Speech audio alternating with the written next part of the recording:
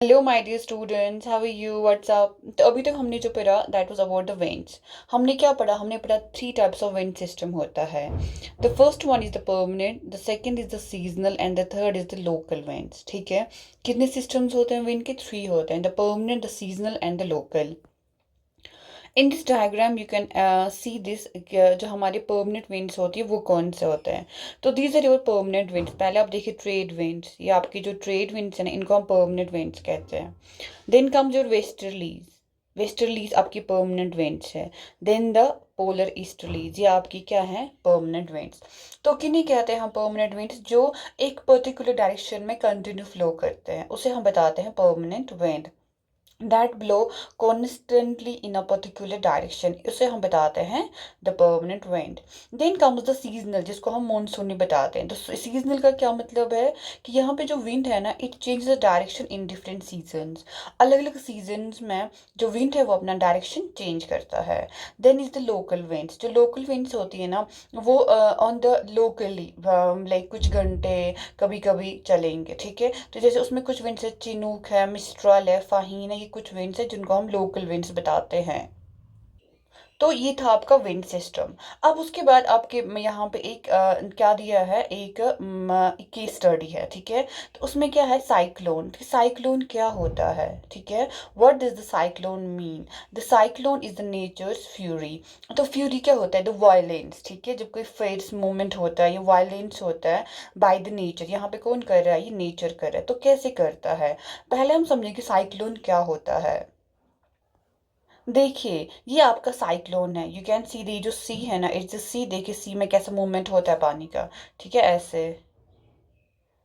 Okay, तो ये जो this is called the cyclone, ये होता है आपका साइक्लोन। एंड आप देख सकते हो जो पानी का मूवमेंट है, कैसे एक बीच में एक लो प्रेशर क्रिएट होता है ना, उसी के अराउंड पूरा पानी घूम रहा है। ओके, तो क्या होता है ये साइक्लोन?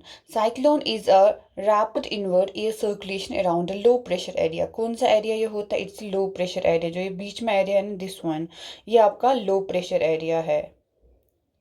ये आपका लो प्रेशर एरिया है इन द मिडिल। ठीक है, तो यहाँ पे आपका लो प्रेशर एरिया क्रिएट होता है, इसी इसी के अराउंड पूरा पानी घूम रहा है। एयर मूव्स क्लॉकवाइज, जो एयर है ना वो कहाँ कैसे मूव करता है? क्लॉकवाइज। किस में? साउदर्न हेमिस्फीयर में। एंड नॉर्दर्न हेमिस्फीयर में एंटी क्लॉकवाइज एयर मूव करता है। ठीक है, इसमें किसका इम्पैक्ट रहता है? कोरियोलिस फोर्स का। कोरियोलिस फोर्स क्या होता है? कोरियोलिस फोर्स होता है कि जब भी हम लोग कोई भी चीज़, ठीक है, हवा में फेंकते हैं ना, जैसे बॉल हो, कोई भी चीज़ हो, वो एक कैसा पाथ लेती है? एक ट्रेजेक्ट्री लेती है, एक कर्व्ड पाथ लेती है। जो ये कर्व्ड पाथ होता है ना, कोरियोलिस फोर्स की वजह से होता है। अब वो क्या होता है? वो होता है due to the rotation of the earth. जब अर्थ कंटिन्यू रोटेट करती है ना, and there is a force जो उसको एक पर्टिकुलर डायरेक्शन में ले जा। देखिए यहाँ पे जो कोरल फोर्स कैसे काम करता है। जैसे यहाँ पे ट्रेड विंड्स हैं, ठीक है, ये आती है east trade winds, north east trade winds, and ये आपकी साउथ ईस्ट ट्रेड विंड्स। तो यहाँ पे जो ट्रेड विंड ऐसे मूव करनी चाहिए थी, दिस वे, बट इनका जो डायरेक्शन है ना वो चेंज हो रहा है ऐसे। कैसे होता है? असल में ऐसा होना चाहिए बट हो ऐसे रहा है। तो जो डायरेक्शन चेंज कर दिया होता है due to the Coriolis force. वो कैसे आता है? Due to the rotation of the earth की वजह से आपका कोरियोलिस फोर्स जनरेट हो रहा है। तो वो इसकी डायरेक्शन को क्या करता है? चेंज करता है। ओके, तो this is how the direction is change. And इसमें जो होता है ना विंड वेलोसिटी, वो बहुत हाई होता है, बहुत बारिश होता है। And tidal surge, tidal surge किसको पता है? जो टाइड्स होती है ना सीज में, सी में, ठीक है, हाई टाइड्स, लो टाइड्स। तो जो टाइड्स है ना वो बहुत ऊपर तक इनका जो हाइट है ना बहुत बढ़ जाता है, लाइक माउंटेन, इतना टाइड्स ऊपर उठ जाती है। तो जो आपका केस स्टडी है ना, ये किसके बारे में बात हो रहा है? देखिए उड़ीसा के बारे में। ये आपका उड़ीसा है, उड़ीसा आपका स्टेट है। ये आपका बे ऑफ बंगाल है। ओके, तो बे ऑफ बंगाल क्या है? आपका ईस्टर्न कोस्ट है। ये बे ऑफ बंगाल का ईस्टर्न कोस्ट है। ठीक है, ये आपका बे ऑफ बंगाल ईस्टर्न कोस्ट है इसका। तो this is the Orissa the state. तो 17 अक्टूबर को वहाँ पे साइक्लोन आता है। ठीक है, 29 अक्टूबर को सुपर साइक्लोन आता है। मतलब साइक्लोन का जो वो जो स्पीड है ना और उसका जो है ना वो उसका बढ़ जाता है। The wind velocity, the other parameter जो साइक्लोन के हैं वो बहुत ज़्यादा स्ट्रॉन्ग हो जाते हैं। तो जब सुपर सुपर साइक्लोन बनता है तो पूरा डैमेज होता है। अब जो ये साइक्लोन है ना, इसके तीन फैक्टर्स हैं, क्या जो मैंने अभी आपको बताए, जैसे विंड वेलोसिटी है, द रेन है, and the other one is the tidal surge. अब जो विंड वेलोसिटी है ना, इसमें कितनी है, 260 kilometre per hour. Velocity and speed में क्या डिफरेंस है, वेलोसिटी होता है कि जब कोई चीज़ एक पर्टिकुलर डायरेक्शन में चलती है, एंड स्पीड होता है कि कोई भी चीज़ किसी भी डायरेक्शन में चले, उसे कहते हैं स्पीड, ठीक है। अगर स्पीड हम करेंगे ना विदाउट डायरेक्शन, तो उसे हम बताएंगे स्पीड। एंड अगर स्पीड विद डायरेक्शन करेंगे हम मेजर, उसे हम बताते हैं वेलोसिटी। तो जो विंड वेलोसिटी, यहाँ पे इनकी जो विंड है ना, वो एक पर्टिकुलर डायरेक्शन में चल रही है, ठीक है, वो कितना है, 260 kilometre per hour. 260 kilometre per hour यहाँ पे विंड का स्पीड है। और जो विंड है ना, कितना चल 36 आवर्स तक कंटिन्यू ऐसी विंड चल रही है। एंड कंटिन्यू 3 दिन बारिश होता है। और उसकी वजह से जो उड़ीसा के मेजर रिवर्स है ना, सब में क्या आती है, बाढ़ आती है, flooding the major rivers of the. और जो साइक्लोनिक विंड्स होती है ना, उसकी वजह से क्या होता है, टाइडल सर्ज होता है, यानी कि जो टाइड्स है ना, वो बहुत ऊपर जाती है, like the mountains. And that swept 20 kilometre inland. कितना, 20 किलोमीटर तक टाइड्स आपका स्वेप्ट करती है, 20 किलोमीटर तक टाइड्स का वो हो जाता है, एरिया कवर होता है। और उसकी वजह से massive destruction to the coastal areas. Coastal areas आपको पता ही, जो कोस्ट के नज़दीक होते हैं। And 7 to 10 metre high tidal wave intruded suddenly, ठीक है। तो उसकी वजह से पैडी क्रॉप्स में बहुत ज़्यादा क्या होता है, नुकसान होता है। जो ये साइक्लोन है ना उड़ीसा का, इसका ओरिजिन क्या रहा, इसका ओरिजिन रहा depression in the gulf of Thailand. जो थाईलैंड है ना, वहाँ पे एक डिप्रेशन क्रिएट हुआ, ठीक है, कहाँ पे, गल्फ ऑफ थाईलैंड में।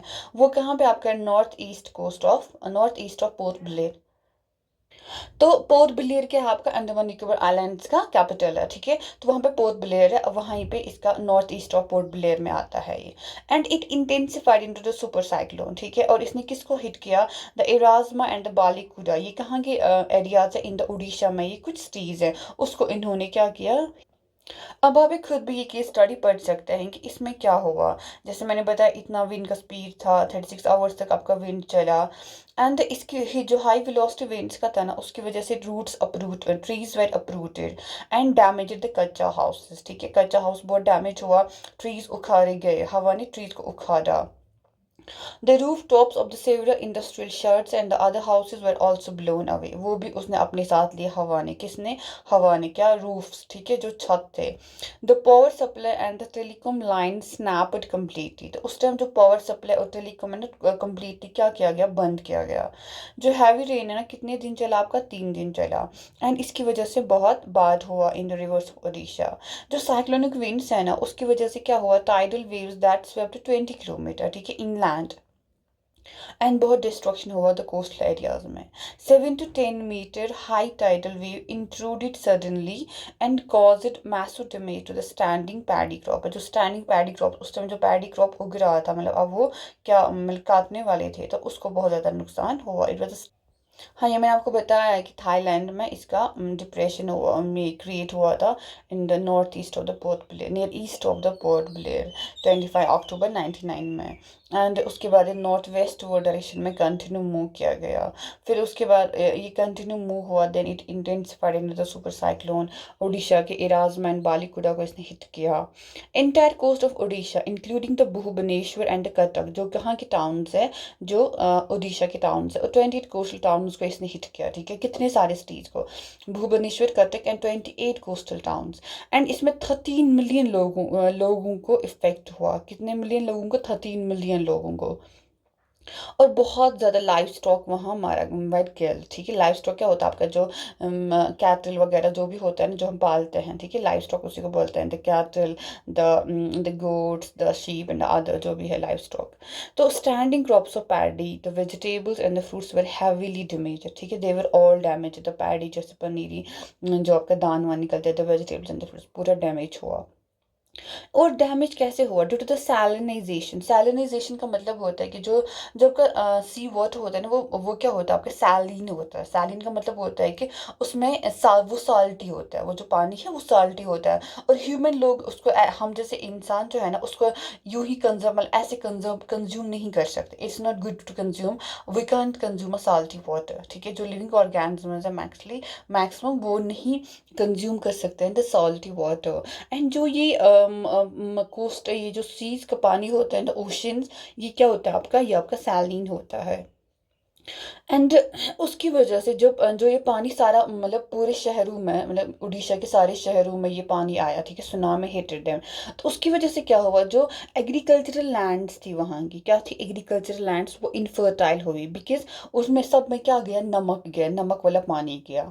एंड बहुत सारे साल टीक एंड बैम्बू जो प्लांटेशन है ना वो भी ख़त्म हुआ, ठीक है, बहुत ज़्यादा ख़त्म हुआ जो साल टीक एंड बैम्बू प्लांटेशन है, इट डिसअपियर।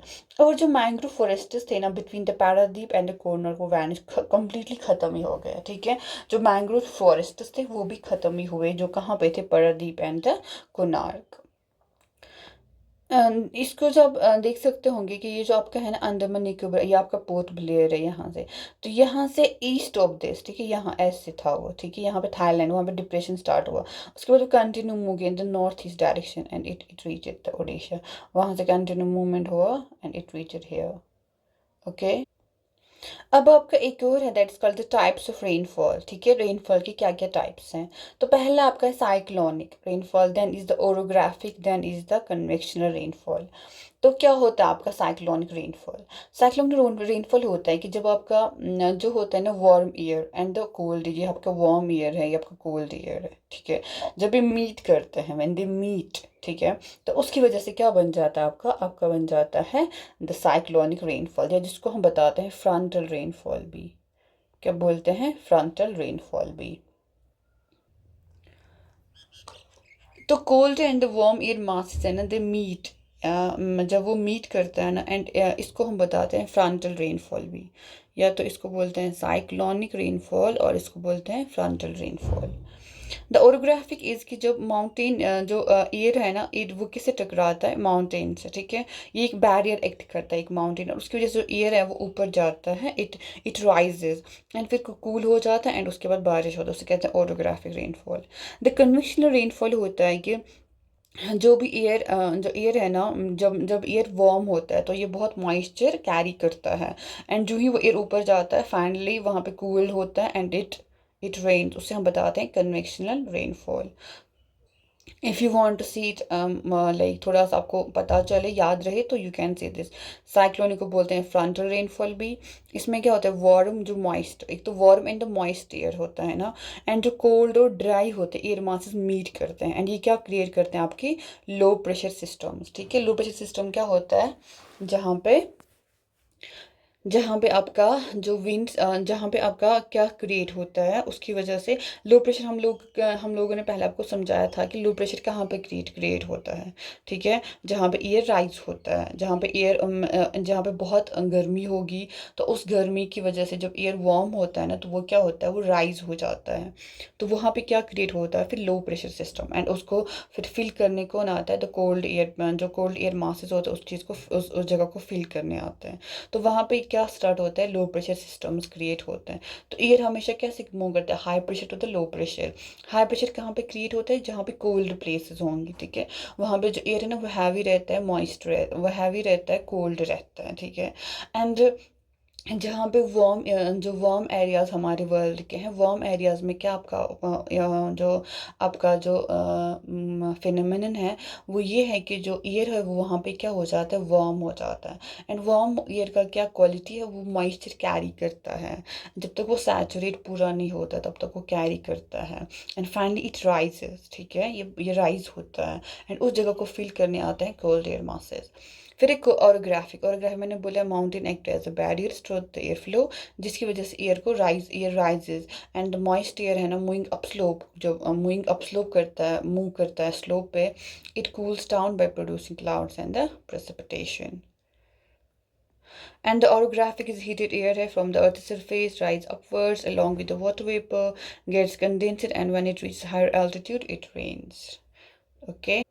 अब यहाँ पे कुछ चीज़ें हैं, कुछ कंसेप्चुअल थिंग्स है जो आपको थोड़ा समझना चाहिए।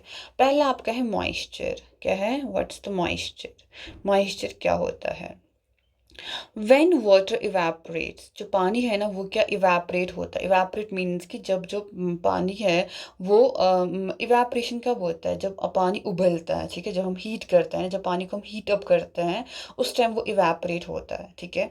तो जब पानी इवेपोरेट होता है from land and different water bodies, it becomes water vapour. तो क्या बनता है वो आपका वाटर वेपर, कैसे बनता है, जब हम पानी को गर्म करते हैं, एंड पानी जब गर्म होता है वो इवेपोरेट करता है, कहाँ से, एक तो लैंड से भी, एक वाटर बॉडी से, एंड उस को हम बताते हैं फिर वाटर वेपर, यानी कि जो पानी है ना वो वेपर्स में चेंज हुआ है, गैसेस फॉर्म में पानी चेंज हो चुका है। Moisture in the air at any time is known as humidity, ठीक है। किसको बताते हैं ह्यूमिडिटी, कि ईयर में कितना मॉइस्चर है। अभी जैसे सुबह के 10 बजे, 7 बजे, 8 बजे हैं, 8 बजे ईयर में कितना मॉइस्चर है उसे बताते हैं हम ह्यूमिडिटी। किसी भी वक्त में एयर में कितना मॉइस्चर होगा, that is called the humidity. When the air is full of water vapour, जब एयर पूरा जो वाटर वेपर से फुल हो जाता है उसे हम बताते हैं ह्यूमिड डे। क्या बोलते हैं, ह्यूमिड डे। यानी कि जब आपका एयर फुल, मतलब बहुत पानी, it's carrying a lot of water vapour, जब एयर होगा full with the water vapour उसे हम बताते हैं humid day. But as the air gets warmer, जितना एयर क्या हो जाता है, वार्म हो जाता है, जितना एयर गर्म हो जाता है, इट्स कैपेसिटी, इसका जो कैपेसिटी होता है ना किस चीज़ के लिए, to hold the water vapour increase, इसका जो कैपेसिटी होता है ना पानी को क्या करनी, होल्ड करने की, वो इसकी बढ़ जाती है, क्या हो जाता है, इंक्रीज हो जाता है। इसीलिए, और it becomes more and more humid, it becomes more and more humid. क्यों ये मोर एंड मोर ह्यूमिड हो जाता है, जैसे पहले ही आपके एयर में वाटर वेपर है, okay. Now this air is continuously, it's getting heated up, ठीक है। एंड उस हीट की वजह से जो ये एयर है ना, इसमें जो capacity to hold water vapour वो बढ़ जाता है, यानी कि और ह्यूमिडिटी इंक्रीज हो जाती है हवा में। ऑन अ ह्यूमिड डे, और ह्यूमिड डे में क्या दिक्कत होता है इंसान को, clothes take longer to dry, इसमें जो कपड़े हैं ना वो जल्दी नहीं सूखते हैं।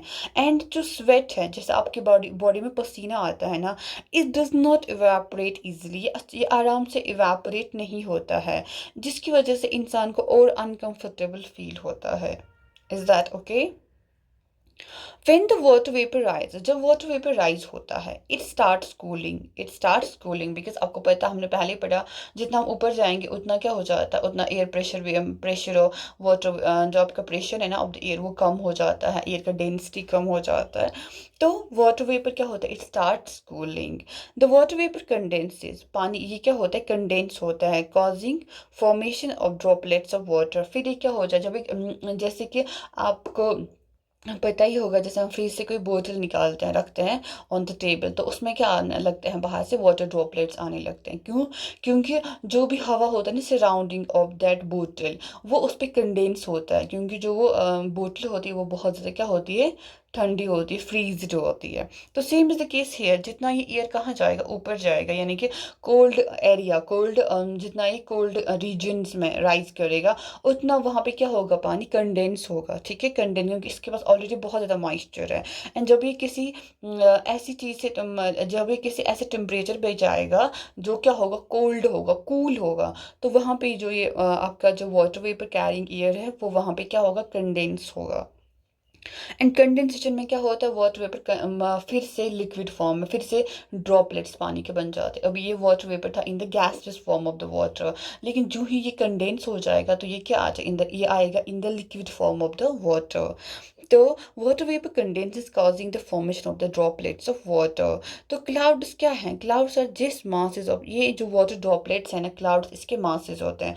बहुत जब पानी के जो मतलब बहुत सारे ड्रॉपलेट जब मिलते हैं तो वो बनाते हैं clouds. When these droplets of water become too heavy, जब ये droplets बहुत ज़्यादा हैवी हो जाते हैं तो अब ये हवा में फ्लोट नहीं कर सकते, तो ये क्या, they come as a precipitation, तो होती है हमारे यहाँ बारिश, precipitation होती है। It can be the बारिश, it can be the snow, it can be the hail, बहुत सारे टाइप्स के precipitations होती है। Jet planes flying in the sky leave a white trail behind them, जो ही जेट प्लेन्स हवा में फ्लाई करते हैं, ठीक है, आप लोग बहुत सारा सब लोगों ने देखा होगा जेट प्लेन्स जो फ्लाई करते हैं इन द एयर, तो वहाँ पे क्या होता है, वो एक white trial in behind them, उनके पीछे क्या एक आ जाता है, जब जेट प्लेन उड़ रहा होता है ना तो पीछे हमें एक वाइट वो दिखता है, ट्रेल दिखता है। The moisture from their engines condense, जो जो मॉइस्चर होते हैं ना उनके इंजन से, ठीक है, फ्रॉम देयर इंजन वो क्या हो जाता है, कंडेंस हो जाता है, ठीक है। एंड वो जो ट्रेल्स होते हैं वो क्या होते हैं, condensed moisture for some time, ठीक है, when there is no air movement to disturb it, जब कोई एयर मूवमेंट होता ही नहीं होता उनको डिस्टर्ब करने के लिए, तो हमें वो ट्रेल्स दिखते हैं, लेकिन वो क्या होते हैं, वो होते हैं कंडेंस्ड मॉइस्चर, ओके। अब जो प्रेसिपिटेशन यानी कि जो भी बारिश होता है, जो भी बर्फ़ होता है, जो भी हेल स्टोन्स आती है, जो भी स्लीट आती है, ये जो सारी प्रेसिपिटेशन है ना, they come to the earth in liquid form is called rain, ठीक है।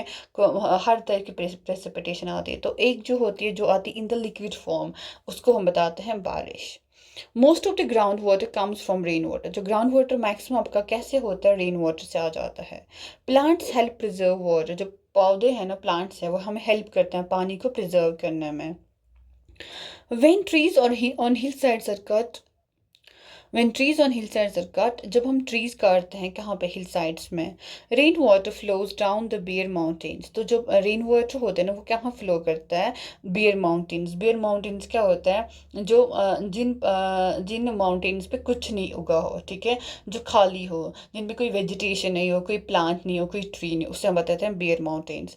and can cause flooding of low lying areas, उसकी वजह से क्या होता है, low lying areas में बाढ़ आती है।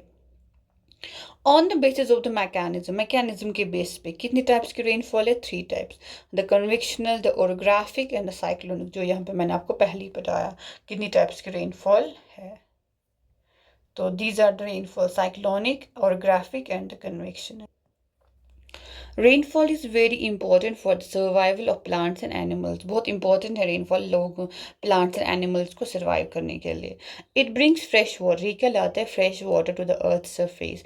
इफ़ रेनफॉल इज़ लेस, अगर रेनफॉल कम होगा तो क्या होता है, पानी की कमी हो जाती है, वाटर स्कैर्सिटी हो जाती है, यहाँ पे वाटर स्कैर्सिटी है। And the drought occur, drought होता है जब उगता कुछ नहीं है, ठीक है। On the other hand if it is more floods, अगर ज़्यादा बारिश होगा तो क्या हो जाती है, बाढ़ आ जाती है।